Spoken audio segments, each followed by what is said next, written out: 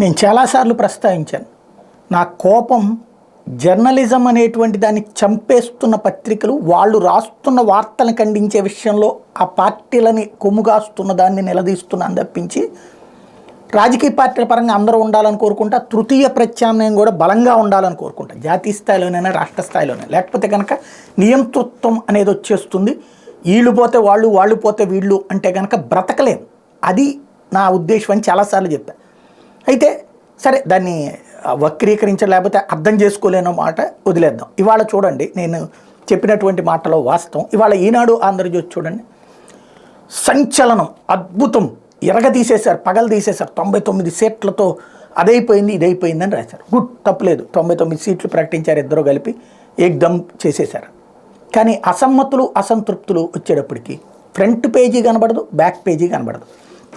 దూకుడుగా తొలి అడుగు, ఒక అద్భుతం సాగిపోయింది అన్నటువంటి కోణం రాసుకొస్తారు తప్పించి ఈనాడుదే. ఇక సరే, మిగతాదంతా ఈ జ్యోతి అయినా ఈనాడైనా అద్భుతం జరిగిపోయింది ఒకటి అన్నటువంటిది. అసంతృప్తులు వినలేవా? పార్టీ కార్యాలయాల్లో ఈ బ్యానర్లు తగలబెట్టినటువంటి, ఈ ధ్వంసం చేసినటువంటి లేవా? అవి అసలు ఏమీ లేనట్టు.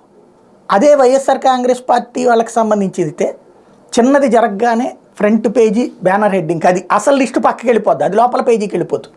ఫ్రంట్ పేజీది ఇది. ఇంకొకటి ఎంత విచిత్ర వక్రీకరణ చేసిందంటే ఈనాడు, అసలు ఫస్ట్ లిస్టు ప్రకటించింది వీళ్ళేనంట. అంటే కళ్ళ ఎదురుగుండా నిన్న గనక పవన్ కళ్యాణ్ చెప్పింది 24 సీట్లు తీసుకున్నాం, 3 పార్లమెంట్ సీట్లు కలిపితే 3 ఏళ్ళు 21 లెక్కేసుకుంటే కనుక మేము 40 దాకా తీసుకున్నట్టు. అంటే పాపం వాళ్ళ కార్యకర్తలు చాలామంది ఇప్పటికి 40 సీట్లు మనకు వచ్చినాయని నమ్ముతున్నటువంటి అమాయకత్వం ఉంది వాళ్ళలో. అదే అమాయకత్వం అంటే సగం తెలియనటువంటి వాడిని అట్లాగా మోసం చేయొచ్చు. ఇప్పుడు అట్లాగే ఈనాడు ఈ మోసం. ఇందులో కనబడేటువంటిది ఏంటంటే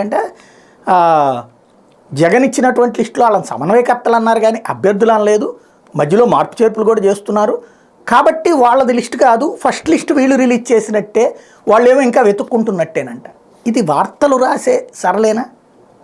ప్రజల్ని ఎంతగా మోసం చేస్తున్నారనడానికి సజీవ సాక్ష్యం కదా.